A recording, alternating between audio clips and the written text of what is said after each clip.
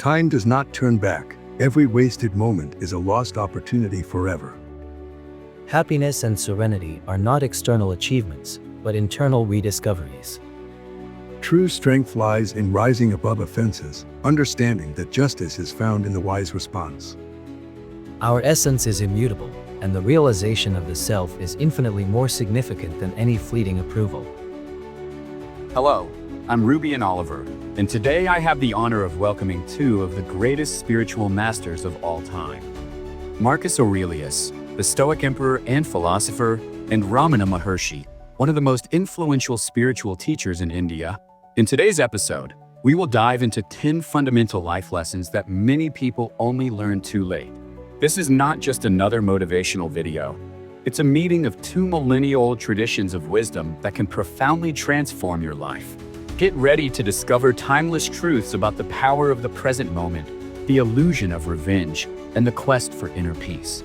We will explore how to turn crises into opportunities, understand the true nature of the ego, and learn to live with purpose and authenticity.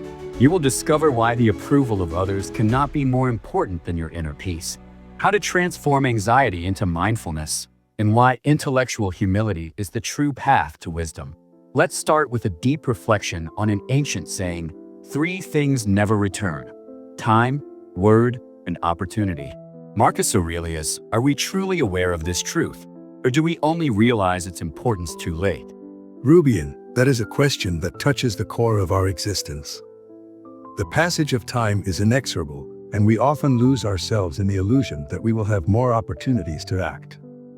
It's interesting how life teaches us to value the present, often only when we look back and confront unspoken words and missed chances. Think of a flowing river. Every second is like a drop of water that will never return.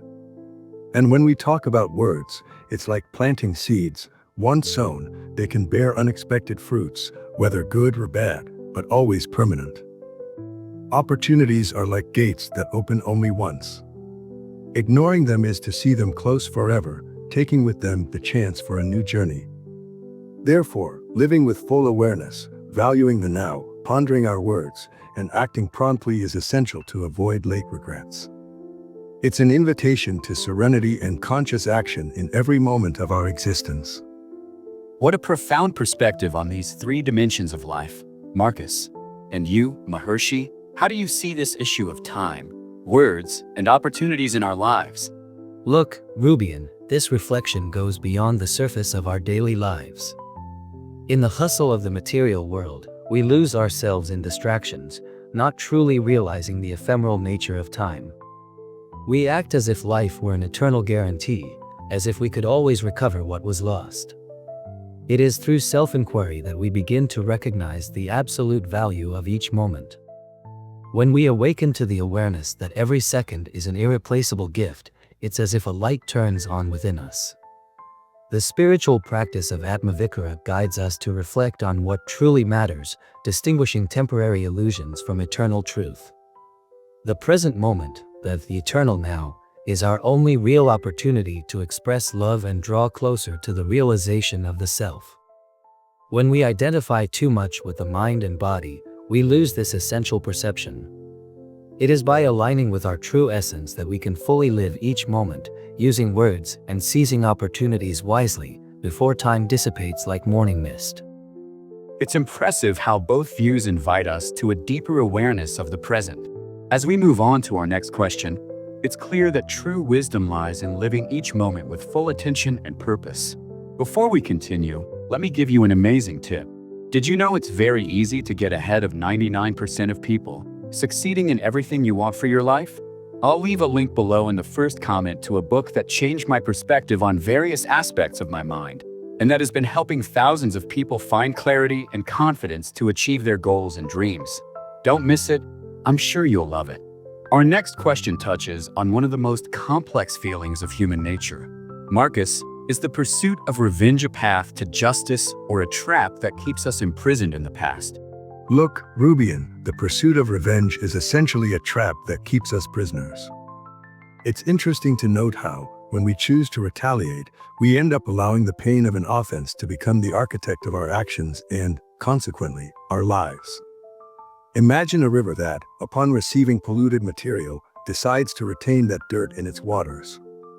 It not only compromises its own flow, but also its clarity and beauty.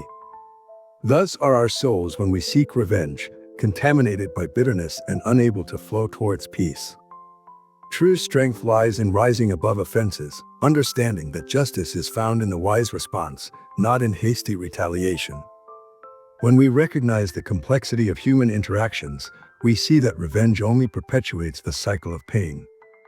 Our true greatness lies in our ability to forgive and move forward, maintaining the integrity of our character. What a powerful analogy with the river, Marcus. Maharshi, I would like to hear your perspective on this delicate issue. Can revenge be a path to justice? Rubian, the pursuit of revenge is like trying to use a crocodile as a raft. Instead of bringing us safety, it drags us into the depths of the river.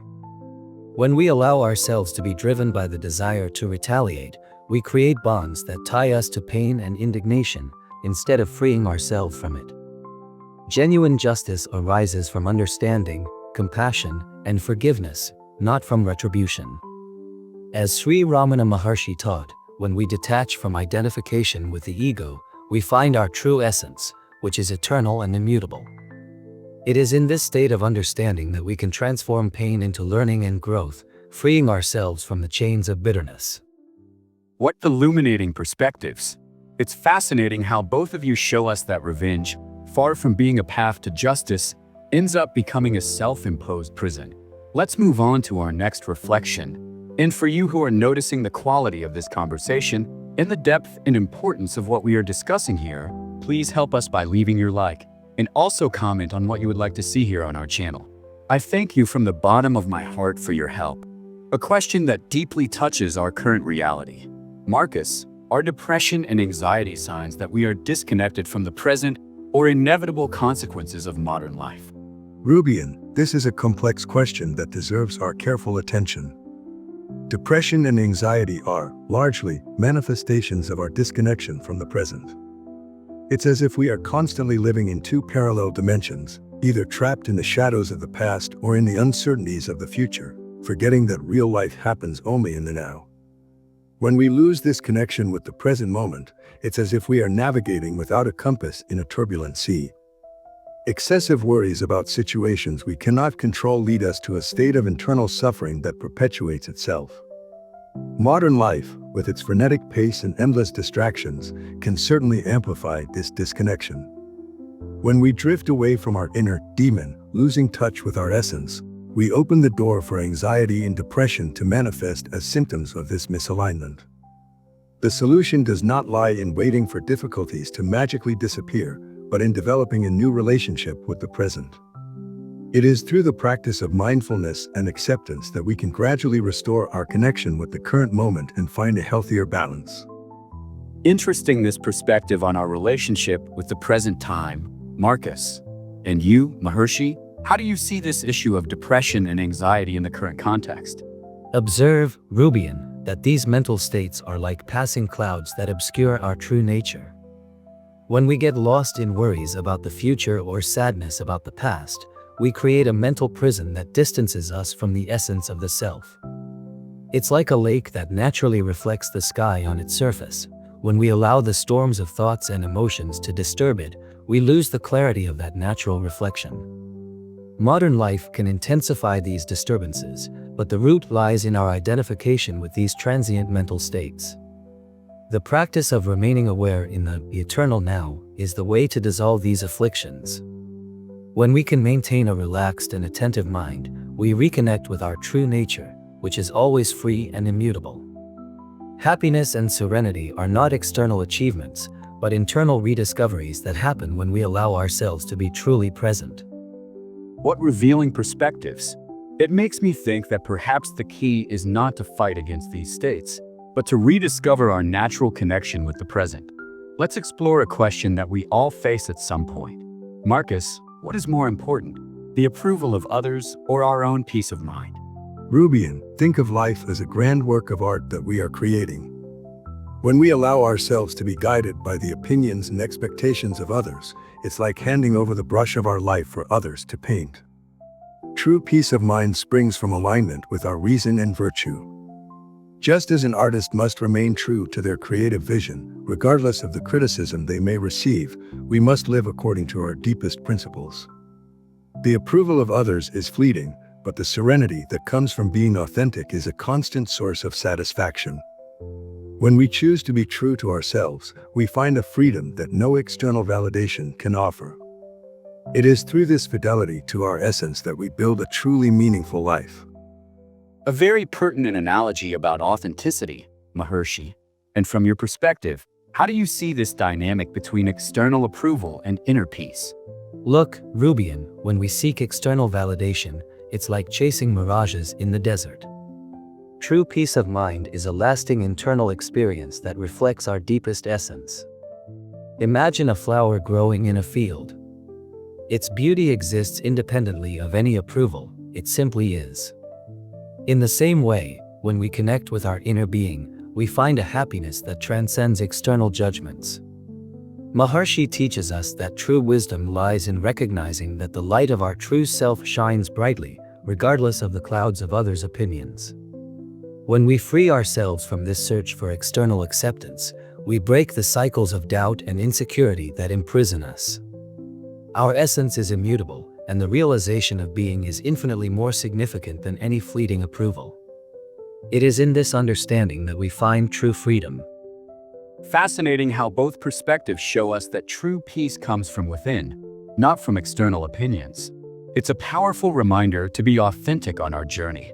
An intriguing question that makes us reflect on the nature of learning. Marcus, learn as if you constantly feel that you lack knowledge. Is intellectual humility the key to wisdom or a sign of insecurity? Rubian, intellectual humility is truly one of the fundamental pillars of wisdom. It is like a river that flows constantly, always adapting and shaping itself to circumstances, rather than becoming a stagnant pool of presumed knowledge. When we recognize that there is always something to learn, we create an internal space for genuine growth. Think of the journey of a young apprentice under the tutelage of a wise person. By acknowledging their mistakes and ignorance, they not only enhance their skills but also strengthen their character through this honesty with themselves. The presumption that we already know everything is like building a mental prison where we confine ourselves to limited patterns of thought. In contrast, the one who remains an eternal student is in constant evolution, cultivating a character that shines through the willingness to grow and learn. What a profound analysis of the essence of learning, Maharshi. I would like to hear your perspective on this same question. Does intellectual humility lead us to wisdom, or can it be a sign of insecurity? Look, Rubian, true intellectual humility is like a portal to the expansion of consciousness. Imagine a cup that is already full. There is no space to add anything more. In the same way, when we cling to the idea that we already know everything, we block new learnings and perspectives. It is crucial, however, to distinguish between humility and insecurity. While insecurity paralyzes us with the fear of not knowing, genuine humility inspires us to question, explore, and grow. It's like a wise person who, even mastering their field, remains open to new perspectives and learnings. True wisdom transcends mere accumulation of information.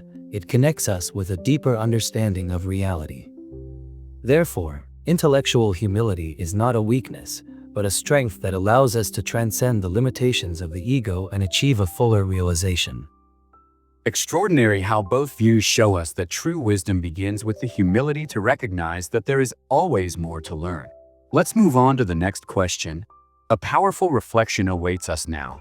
Marcus, he who flatters a man is his enemy. He who tells him of his faults is his benefactor. Are we really surrounded by enemies or benefactors? Rubian, this question reveals the complexity of human relationships in a fascinating way. It's like a garden where we need to distinguish between the plants that superficially beautify and those that truly nourish the soil.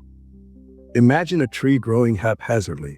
The flatterers are like those who merely admire its chaotic growth, while the true benefactors are the gardeners who, with wisdom and courage, make the necessary prunings for its healthy development. The true benefactor does not fear to hurt temporarily to promote lasting growth. They challenge us, stimulate our reflection, and help shape our character in a more robust way. On the other hand, flatterers wrap us in a cloak of appearances, often motivated by their own intentions. Our responsibility is to develop the discernment to recognize who is truly contributing to our growth and who is merely feeding our ego with empty words. A very insightful analogy about growth and authenticity, Marcus. And you, Maharshi, how do you see this dynamic between flattery and constructive criticism in our lives? Observe, Rubian, that this question deeply touches on the nature of authenticity in human relationships. It's like a mirror. While flattery shows us only what we want to see, honest criticism reflects our complete image, with all the imperfections we need to work on. Think of an artist in development. Those who only applaud him out of fear or desire for approval may prevent him from reaching his true potential. The true benefactors are those who, even at the risk of displeasing us, offer us the opportunity for growth through their sincere observations. True friendship lies in the willingness to offer this deep insight, even if it may be uncomfortable. Our choice is to value those who propel us toward true and liberating self-knowledge, rather than those who keep us trapped in an illusory comfort zone. Fascinating how both views show us that true kindness does not always come wrapped in sweet words. Sometimes, the path to growth goes through truths we need to hear. A deep quote calls us to reflection today. What the caterpillar calls the end, the rest of the world calls a butterfly. Marcus, how can we truly transform our crises into opportunities for growth? Rubian, transforming crises into opportunities is truly an art that requires a profound shift in perspective. When we face difficulties, we feel like the caterpillar, anguished and trapped in its limited form, unable to see the potential for transformation that exists within us. Think of a situation where you worked hard but still failed to achieve your goals. Initially, this may seem devastating, but it is precisely at this moment that the invitation to reflection arises. What can I learn from this? The experience that seems like an end may be the beginning of profound self-knowledge. Simplicity is key when we face crises. Often we get lost in complexity and exaggerate our worries. By adopting a simpler and more focused approach, we recognize that difficulties are temporary and that there is always light on the horizon. In essence, it's about accepting that change is constant and necessary. Like the caterpillar that must surrender to the process of metamorphosis, we need to allow ourselves to be guided by reason and reflection, transforming each difficulty into an opportunity for evolution. A transformative perspective, Marcus. Maharshi, how do you see this possibility of transforming moments of crisis into catalysts for growth? Look, Rubian, each crisis is like a portal to a higher dimension of understanding. When we find ourselves in difficult moments, it's as if we are in the cocoon, an apparently restricted and uncomfortable space, but which is actually the cradle of our transformation. To transform crises into opportunities, we need to detach from the old beliefs and expectations that fuel our suffering. It is a process of self-discovery that invites us to question who we really are beyond the identities we have built. True transformation requires the courage to dive into the depths of being, recognizing that each crisis offers the opportunity for authentic rebirth. It is an invitation to transcend the circumstances of life and discover our true essence. What beautiful perspectives on transformation. It makes me realize that perhaps crises are precisely the moments when life invites us to take a quantum leap in our evolution. A deep reflection awaits us now. Marcus, there is an ancient Chinese saying that goes, "The nature of man is evil. Goodness is the result of conscious activity." In your view, are we really inherently good or evil? Rubian, this question touches on something very profound about our essential nature. In fact, we are neither intrinsically good nor evil. We are beings capable of reflection and conscious choice. Observe how a garden works. Without care, weeds naturally grow and can choke the flowers. This doesn't mean the garden is bad by nature, just that it requires attention and conscious cultivation for its beauty to fully bloom. In the same way, our human nature needs to be cultivated through reflection and self-control. When we invest time in nurturing virtues like justice, compassion, and modesty, these qualities begin to naturally flourish, positively shaping our character. The true strength of character emerges when we consciously choose to act with integrity, even in the face of challenges. It is through this conscious effort that we transcend our most basic inclinations and allow our inner light to shine fully. A fascinating analogy with the garden, Marcus. Maharshi, how do you see this issue regarding the fundamental nature of human beings? Look, Rubian, our true essence transcends the dualistic definitions of good or bad. It's like a mirror that reflects everything but has no nature of its own. Imagine a crystal clear lake. Its nature is pure and clear, but it can be temporarily covered by mud. The water itself remains pure. It's just the external conditions that create the appearance of impurity. Similarly, our true essence is naturally pure but can be obscured by conditioning and mistaken identifications. Goodness is not something that needs to be created but rather discovered through self-knowledge and self-inquiry. When we detach from the illusions of the ego, we realize that our fundamental nature is light and love. Extraordinary how both views lead us to a deeper understanding. It makes me realize that perhaps the question is not about being intrinsically good or bad, but about our ability to consciously cultivate who we want to be. A profound reflection awaits us. When I cease to be what I am, I become what I can be.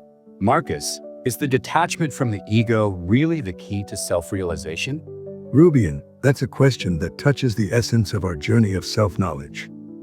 Detachment from the ego truly opens the doors to a self-realization that transcends our self-imposed limitations. When we let go of the rigid notions of who we believe we are, we discover a much greater potential within us. Imagine a butterfly emerging from its cocoon. The more it clings to its old form, the less capable it is of flying. Similarly, our attachment to limiting identities prevents us from experiencing our true nature. Observe the trees in their essence. They are not just sturdy trunks, but living beings that breathe and adapt in the face of adversity. By recognizing that we are more than just our roles or labels, we can grow towards something greater. It is in this space of vulnerability that we find strength, as we let go of the need for external validation and connect with the principles that truly matter. A fascinating perspective on transformation, Marcus. And you, Maharshi, how do you see this relationship between detachment from the ego and self-realization? Look, Rubian, the ego is like an old garment that prevents us from seeing our true essence, which is pure consciousness. When we identify only with the body and mind, we become trapped in a limited perception of who we are. Imagine a clay pot. As long as it is stuck in its shape, we believe its existence is limited to that structure. However, when we understand that it is, in fact, made of clay, the substance that has always been and will always be, we begin to see that its true nature transcends the physical form. Self-realization emerges when we transcend this identification with the ego and recognize the unity we share with the universe. It is a process of internal inquiry where we question the nature of this self we believe we are. As the ego dissolves, the light of true knowledge shines, revealing the being that has always been present. What depth in both perspectives! It makes me realize that perhaps our greatest achievement comes precisely when we allow ourselves to let go of who we think we are to discover who we truly are. Let's reflect on a quote that touches the core of perseverance. It doesn't matter how slowly you go, as long as you don't stop. Marcus, is perseverance more important than talent? Rubian, this is a question that leads us to a profound truth about success and personal fulfillment. Perseverance is undoubtedly a transformative force that often surpasses mere talent in many situations. Imagine a river that, with its silent constancy, shapes a hard rock over time. The water, seemingly weaker, perseveres day after day, and its persistence transforms even the most resistant structures. Similarly, talent may give us a promising start, but it is perseverance that builds the path to lasting success. By cultivating discipline in our actions and maintaining focus on our goals, we develop a strong character capable of overcoming any obstacle. As has been said, true strength does not reside only in the ability to act, but in maintaining calm and continuing the journey even in the face of difficulties. A powerful analogy about the strength of persistence, Marcus. And you, Maharshi, how do you see this dynamic between perseverance and talent in our journey? What enlightening perspectives! It makes me realize that perhaps true power lies not in the speed with which we advance, but in the consistency of our steps toward what we aspire. Wow, what an incredible conversation we had today. We've reached the end of this episode with a wealth of wisdom that can truly transform our lives. Through the unique perspectives of our guests, we explored deep truths about time, revenge, anxiety, and so many other fundamental themes. I want to immensely thank our masters for sharing such valuable insights with us. Your presence brought a special dimension to our conversation, and I truly hope to have you again in future episodes. And you who followed along, don't forget to check out the other 2 videos that are appearing on your screen now. Just click on the images to continue exploring equally transformative content. If you're not subscribed to the channel yet, this is the moment. Click the subscribe button so you don't miss any of our upcoming episodes, where we will continue bringing deep reflections and special guests to expand our consciousness. Thank you for watching until now, and I wish you to be free from everything that takes away your peace.